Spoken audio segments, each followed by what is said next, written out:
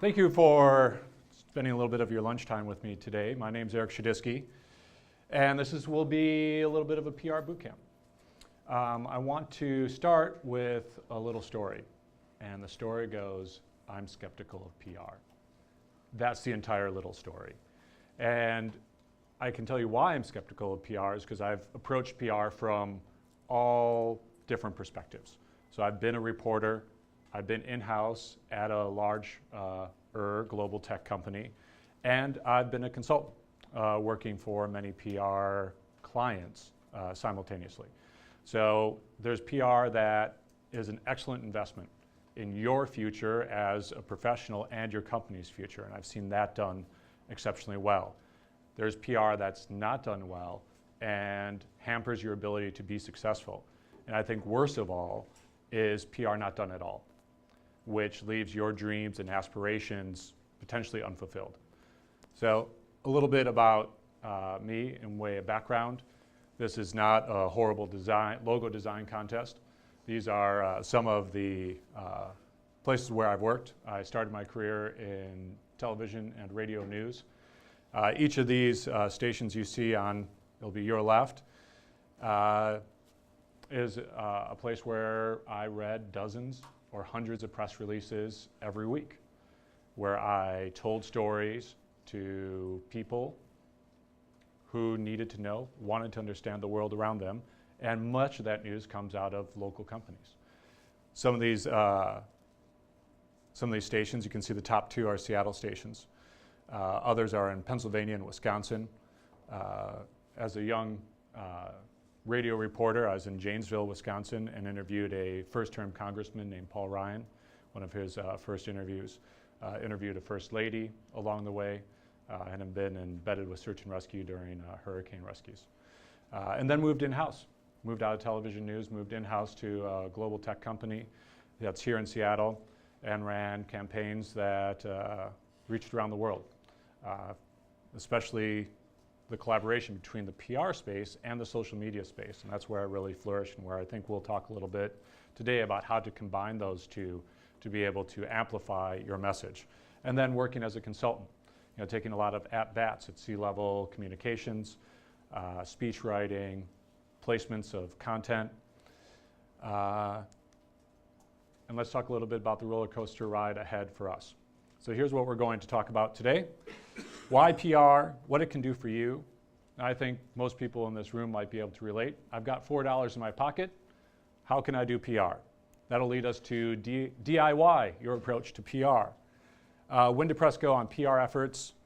3 must-do nows. And there'll be a dividing line on what you do when based on are you pre-launch, launch, or post-launch. And of course, funding factors in as well.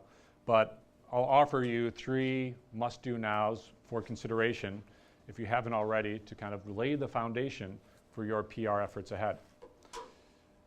I'll also discuss a little bit of low probability press outreach, how perhaps not to do media relations. Take a look at the reporters you would be dealing with, and then flip that around and look at some more higher probability press outreach opportunities. And then we're going to evolve into some Lewis Carrolls. We're going to try and build some content rabbit holes that you can drive media and influencers into to help tell your story. And we'll talk about some media, press, or influencer collaterals.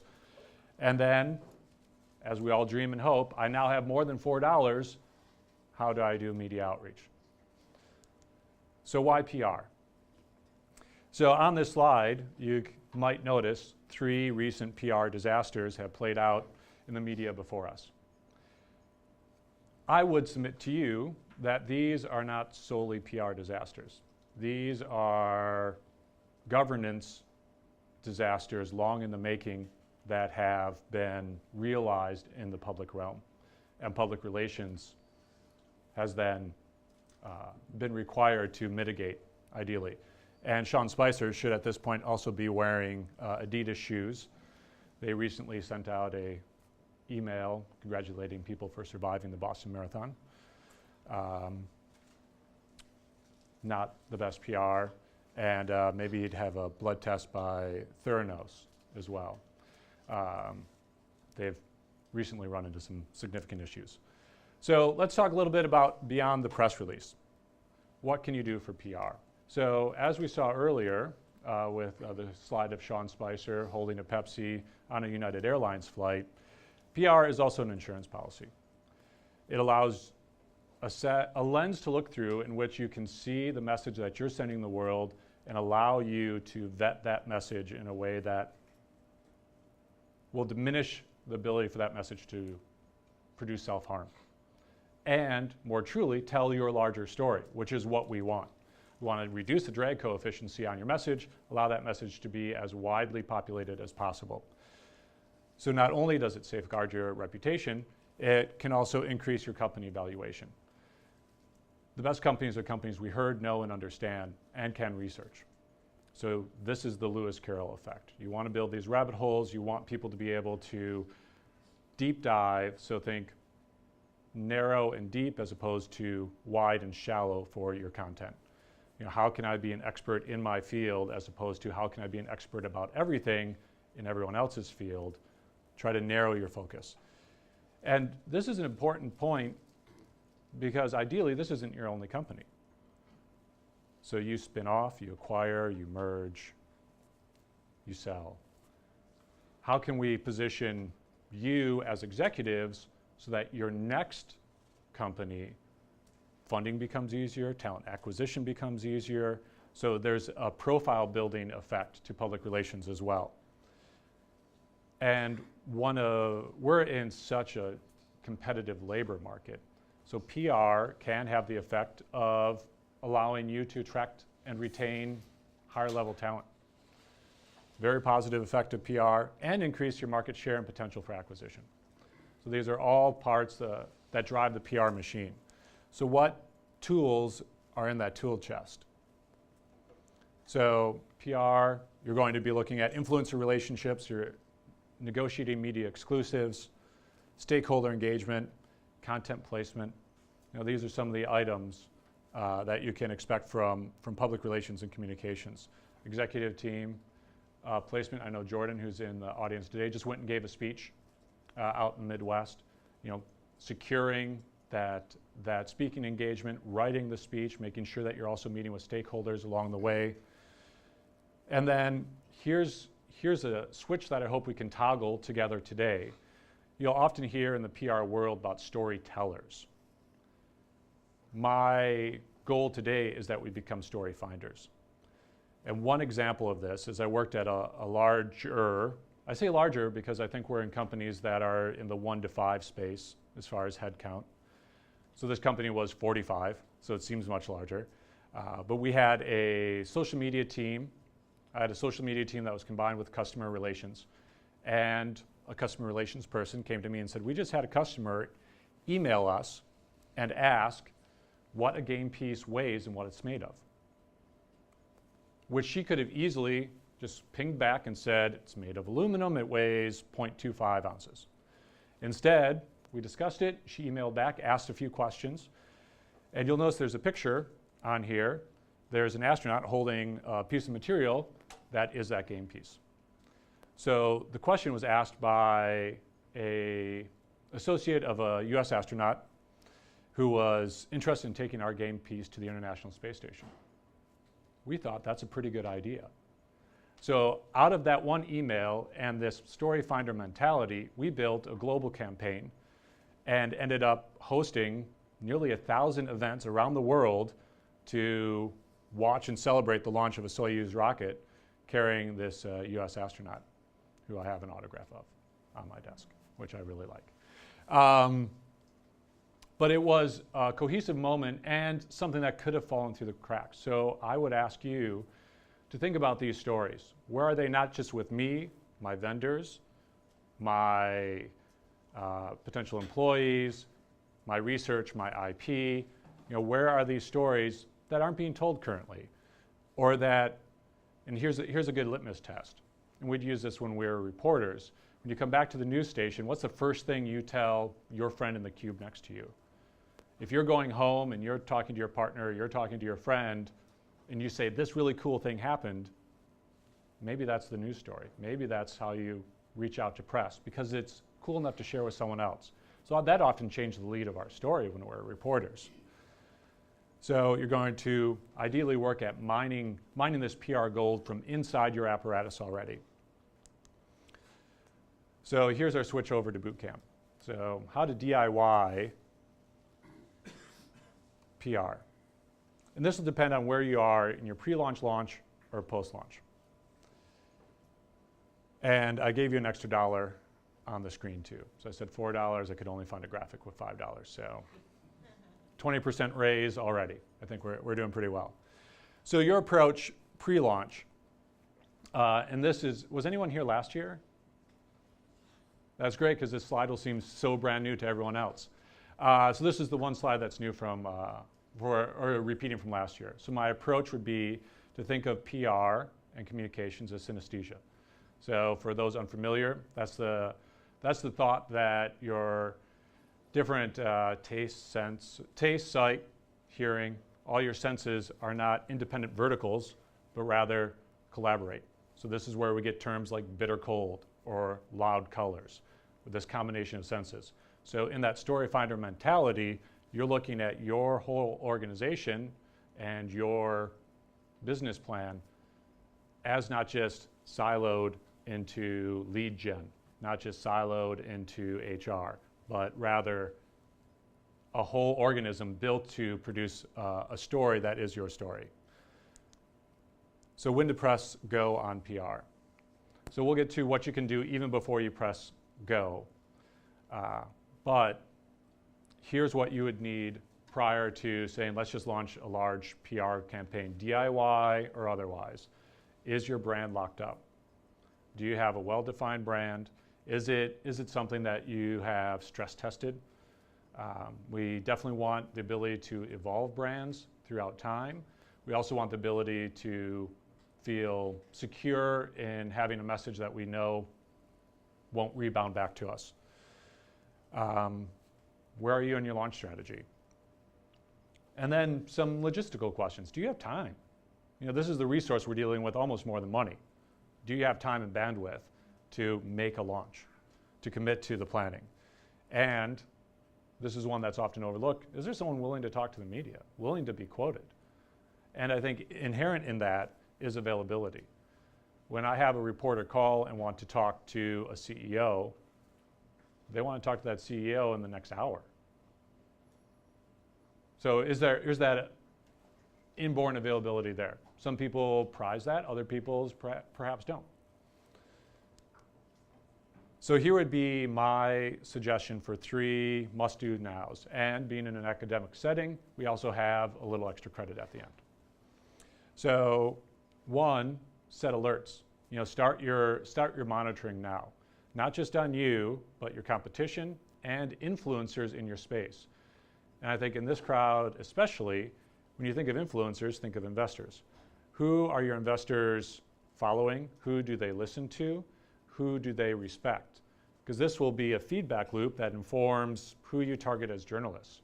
You know, if they only follow BuzzFeed for some reason, or only TechCrunch but not GeekWire, or only GeekWire and not Popular Mechanics. You know, where do they find value in their reporting? Because that will help guide who your outreach targets. So you also want to see where your brand is positioned. Your brand is mentioned, but also, maybe even more importantly, where your potential competition is mentioned. This also helps inform your PR picture. My next suggestion would be to publish an is opinion piece. Blank is blank for blank industry. You're going to set yourself up as a thought leader, because you are, in a very niche field. And in terms of publication, you have several options. So you not only have, if you have a site, of course that's ideal.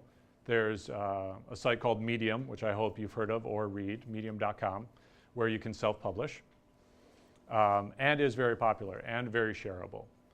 And then you also have affiliate sites. UW sites perhaps, WTIA, I know accepts guest blog posts. That's the Washington Technology Industry Association. They accept guest blog posts. So find a way to put yourself in a location, and this is a location that will be a bank deposit, because you might not use it this month or next month or in the next 3 months, but you want a hard link that you can drive people back to that can help tell your story. And that is searchable. So I have opinions on opinion pieces, but specifically, don't inundate yourself with requirements as far as word count. You can make this happen in 300 to 500 words. You want images, you want links. You want links back to your page. You want people to be able to find you and track you and learn more about you. These will be your customers, your clients, your investors, your potential employees. You're creating a footprint and then you're publishing it. And it can sit there. It can be silent for a little while, but you want to have that in your back pocket. And then track your media and influencers. What are the reporters that your investors might be following? What are they writing about? What are your reporters who your clients or potential customers following? What are they writing about? How can you interject yourself into that conversation? Because you have a voice. And extra credit, and really small at the bottom, is an aspirational exercise. And it's a headline writing exercise, and we use this occasionally in workshops. And the exercise is write your headline. What do you want to see in print? And this will allow you to point at something on the wall and to clarify your message. Headlines are 7 words at most. So you have to get really narrow with it. An example would be blank redefines blank, ushering in a new era of blank. What are your blanks in those categories? How are you redefining an industry? How are you improving the world around you? Changing an experience. And as a hint to help guide news, in the evolution of that word itself, news is new. Very easy, very easy. And that's a question we'd have in editorial meetings every morning. Is it new? Is it new? And if the answer is no, we don't have a story. So I want to take you through a low probability press release. And if you've already fallen asleep reading what's on your right, you probably wouldn't be alone. So what's on your right is a press release that maybe even by design might not be inclined to get picked up. It's a municipal press release. Before you even read a headline that is more than 7 words, you have to get through a logo. And here's a pet peeve that I'll point to. A media contact. What's more important than the story itself? The person who you'd have to call to talk to about the story. So that's in the wrong spot, how I might approach it. And press releases should be very clear that they're press releases. For immediate release is perhaps outdated.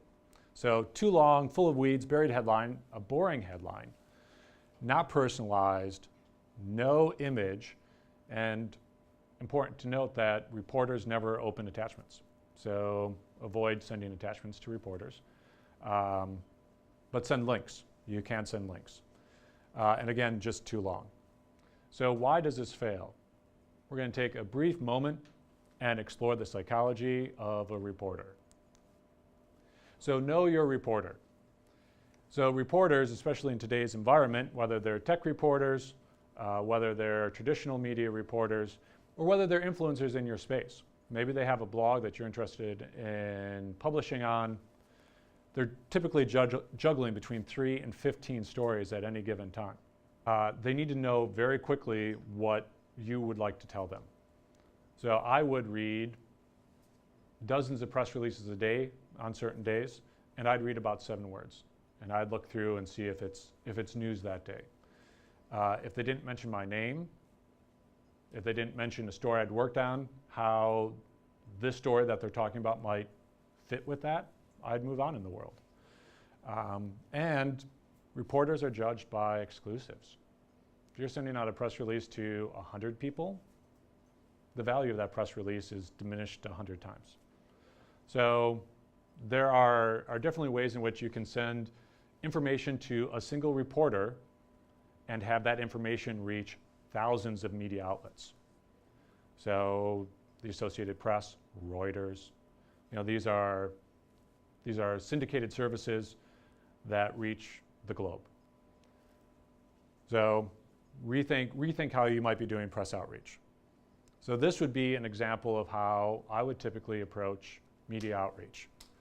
And I'm just going to walk you through this, and I've redlined some of the intention in the script. So how I approach media relations is a musket mentality, in that you get one shot.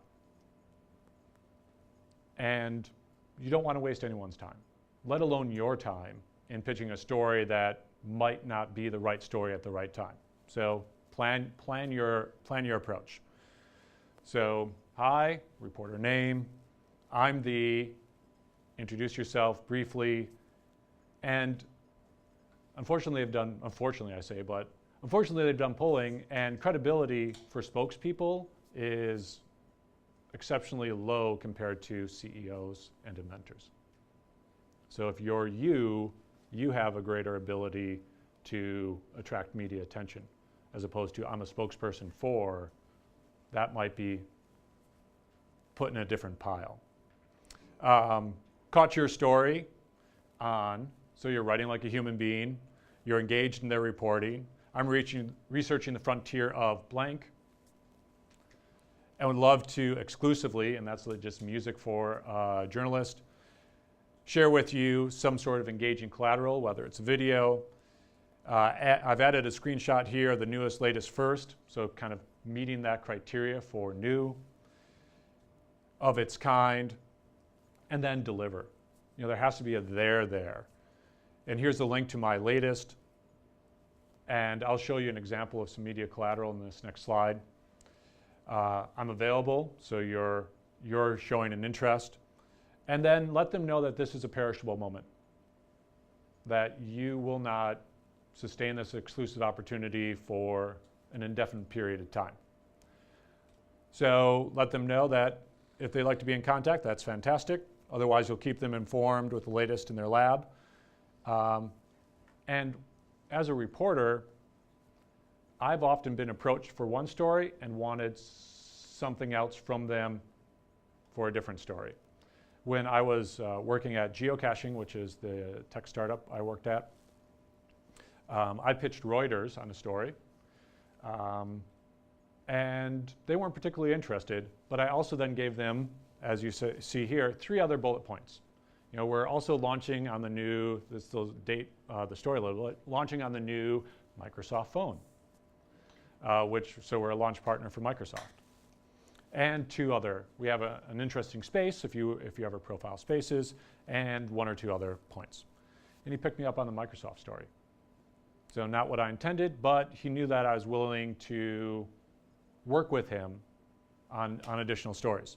So we made Reuters and more than 800 publications around the globe related to this one story, because I wasn't focused on my niche story. I was focused on making it into the media. And then in that story, we had the one bullet point we wanted to share about our product, which made it in the story as well. If you don't, I think this still applies. Okay. Because you're going to introduce yourself, you're going to let them know that you know them because you've seen their story, and you're also going to keep it short. So they can breeze over it, and you're 6 to 8 sentences. So they can skim that, they can see that you have links in, and then even if I bullet point sometimes, even if you bullet point, 2 other things. I can take you into a wet lab, I can show you a nuclear accelerator, whatever you might have in stock. So this is an example of where a link might move. So I recently did some work for a VR company up on Capitol Hill. They're playing in the gaming space as a proof of performance product. And it's just 2 pages. But then you have this concept where you're also going to drive them deeper with additional content. So one link gets them to this 2-pager, which gives a description of their company, short and long. It gives a little bit of background on their tech company, so they're a publisher.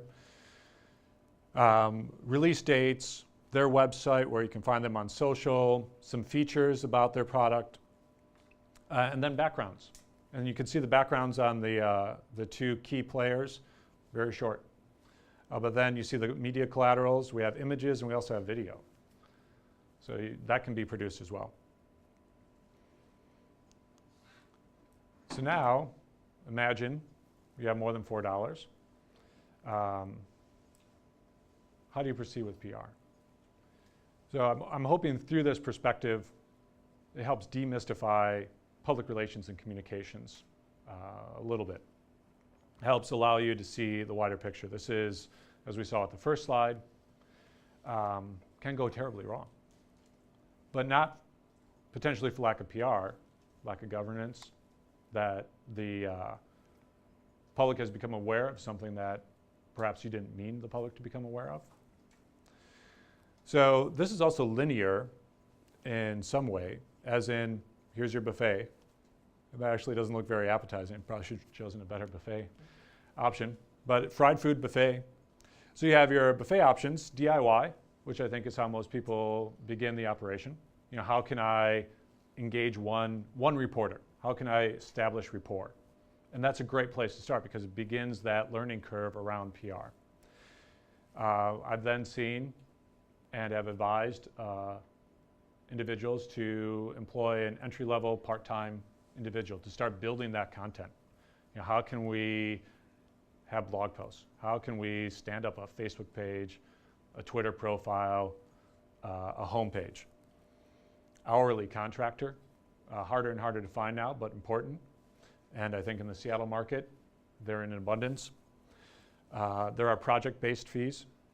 So you can say, we have a product launch. I need a 3-month campaign. You know, give me a scope of work and a budget. And then get some competing bids. And what I hope people evolve into, and what larger companies tend to do, and where I was employed at geocaching, we'd often do, is you'd have in-house complemented by contract for some of the heavy hitting. So you have 3 different price points. You have independents. I'm currently an independent, which is on the lower end of the scale. And I think when you think of these 4 buckets, it's going to be scope and their range of experience will be the differentiator in price. So you have 1 or 2 or 3 people, independents. You know, your ability to exercise a larger campaign will be hampered. Then you can go up to global and be able to very smoothly pull off a global campaign, spending $100,000 or $200,000 a month. So there's quite a bit of room to play in that space. But as we've seen, if you have $4, it's a pretty good place to invest it. All right, I'd love to entertain any questions, and I'd also like to leave you, I have some contact information, so feel free to put that down.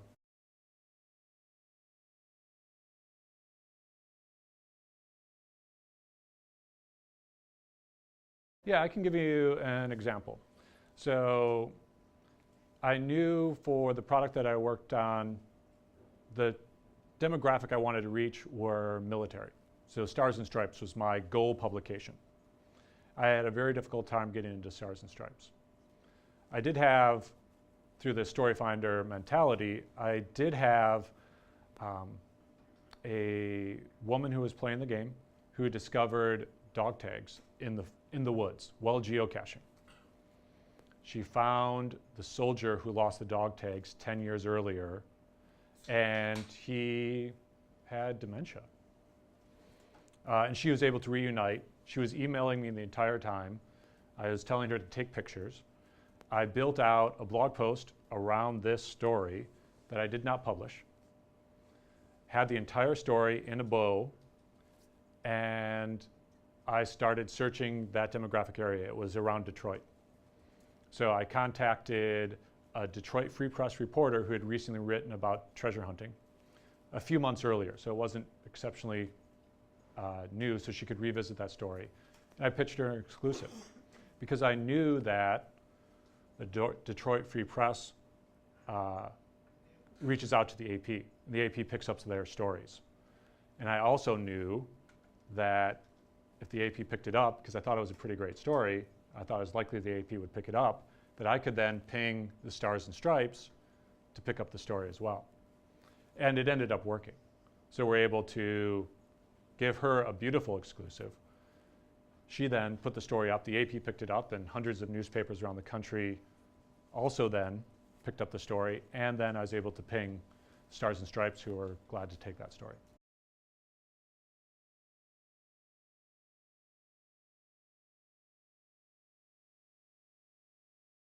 I think there's definitely judgment there. Having been in the industry for more than a decade, you get kind of a spider sense about it. So there's a threshold that needs to be met, and some of that is new, some of that is impact. In this case, it was sentimentality. It's a very warm story. It's courageous. So does it have these elements which make it approachable? And in that case, it was a no-brainer. I mean, there's no downside to that story. So I think there's that vetting process that needs to be done. There's also a case to be made for press releases. I don't want to say that press releases are not a tool in that tool chest. But I find if you're sending out more than 12 media contacts at any given time about the same story, you might need to revisit your strategy a little bit.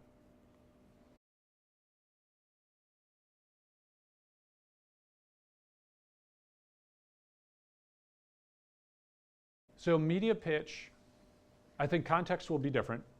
I think you might have an in-person,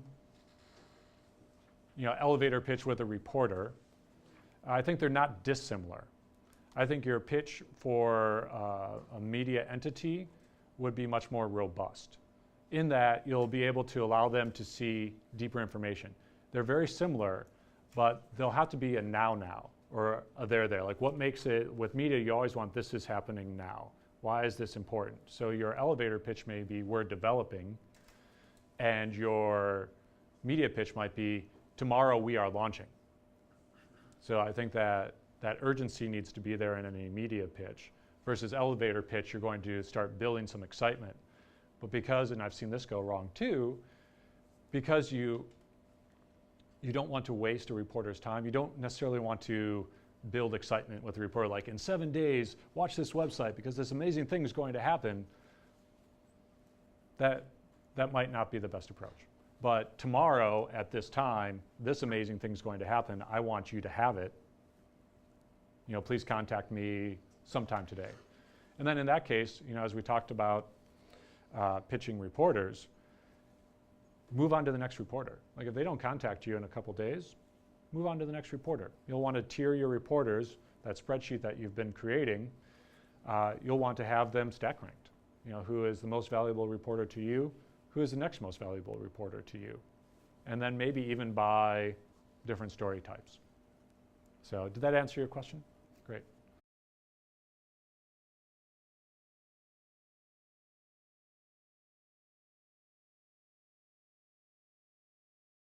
I would take a two-step dance approach to that. So GeekWire loves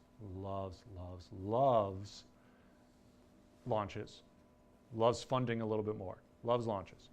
I would give it to them until X period of time, and as soon as they publish, I'd then send a press release. Because it will not diminish the value to the Wall Street Journal if GeekWire published it 5 minutes earlier. So I think you can, if you want to lock up one for sure media outlet. And I've had press releases, and I think every PR practitioner has, that have not been picked up. So there is a chance that they just drop, they just fall, and you don't get pickup. So I think you'd want to hedge your bet a little bit, secure one placement, and then send out a press release more broadly. You can pay for a service that will ensure that there's pickup.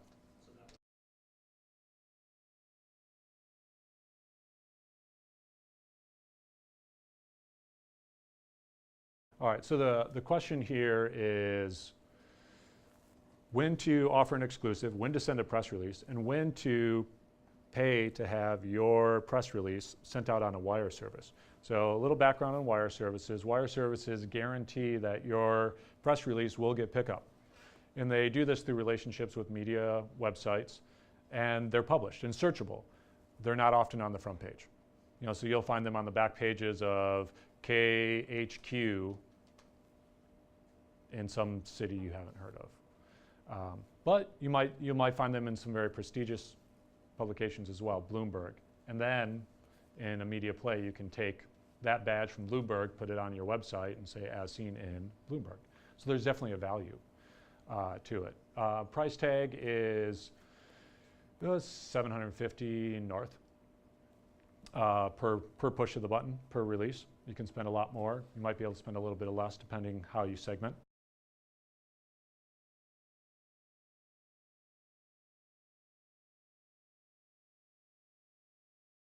So there's PR Newswire, there's Business Newswire, and you can create an account and you can send out a press release. And it will get pickup. So it's great searchability. So then that's the three-step process. I would definitely, and I've used this before on news that isn't news, but is news to me, I would use a PR Newswire, or Business Newswire, or Business Wire. That would be talent acquisitions, new VP of X, or there's a lot of news that's actually new, so I might try that route first. But there are some moments where you're like, I want people to know this, but this is hard to get into a news publication.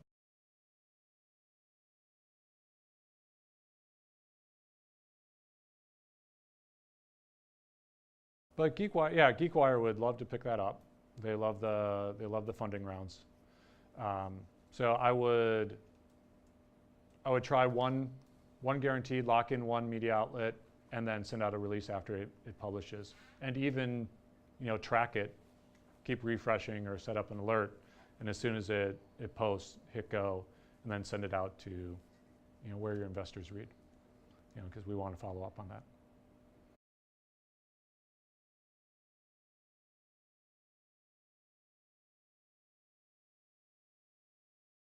That's a great question. So we're talking about PR cadence. How often do you send news out to the media? I'm just going to put this down real quick. I think the answer to that question is maybe a little broader, where when I onboard clients, one of the first steps is we build out a PR calendar. So we look at where we can be in the media because we want to establish a cadence. So your question is right. Like you don't want to have two press releases. We've acquired funding, and now we've launched, and then hopefully we sold. Hopefully there's 3 press releases all told. But you want to maintain a cadence to the media. So there's a lot of investigation and discovery in how can you maintain that cadence. Maybe it's through innovation. Maybe it's through new offices, and as we're story finders now, ideally. Where else can you find a story when you're in these troughs of media awareness that could get your name in the media? Do you have someone on your team who's something? Is there an angle with maybe not your innovation or your business, but something around your innovation and business where you can be an expert on? Can you sit on a panel? And is that worth a press release? Can you have a speaking engagement and put that in a trough and then send out a press release about your speaking engagement and let people know where they can find that video? So there's definitely a cadence, and there's some creativity involved in how to maintain media awareness. So not an easy answer, but I think you're definitely on the right track with wanting to maintain not just 2 releases a year, but having much more of a broader awareness in the media.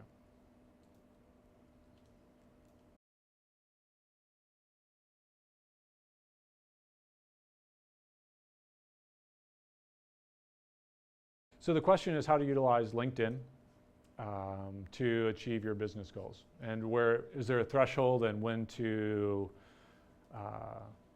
maybe execute some paid content, invest a little bit in LinkedIn.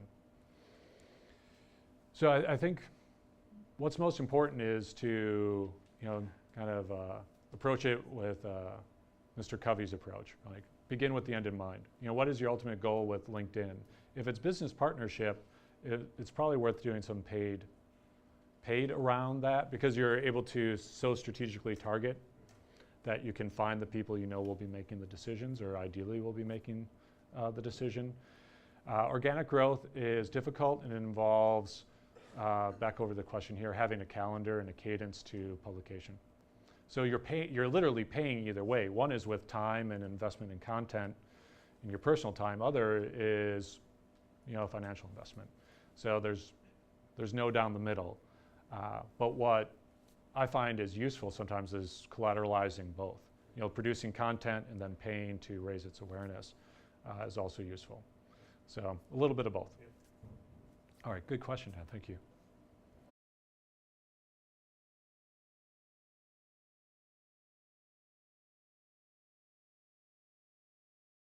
I put that in my pocket and I make sure that I can amplify that on social. I make sure that if I have a newsletter, which is a great tool, that I put that out in my newsletter for my clients or prospective customers. And one quick story about the power of third-party mention is, if you're not familiar, geocaching is a location-based treasure hunt using a GPS. Been around 15 years, since 2001, a little more than 15 years. They doubled their incoming acquisition maybe a year and a half ago because of this thing called Pokemon Go. They did no press of their own. They were mentioned merely in media about Pokemon Go. So, very similar to geocaching. Suddenly, they're getting twice the amount of interest than they were before. And then they amplified it. Then they put that out on social. Then they send that out in press releases. Then they try to get their own media interest in this other phenomenon and play that card again. So we want to build these media collaterals like a press kit that you can use for months ideally, or years even better, when you make an initial investment. But the world of a single investment in a campaign is difficult financially to justify. So if you are mentioned in a third party, keep that in your pocket. And then when you receive interest, I'm not sure your product or your company, when you receive interest, even build out a boilerplate to send to people with these mentions. As seen in X, in association with CoMotion. And that helps increase your credibility. So it's a wonderful scenario to be in when you just, with no effort, end up in the media. But you want to make sure you press the gas pedal on it. All right. Thank you all. My contact information is there. If you have any questions, definitely feel free to reach out. All right. Thank you.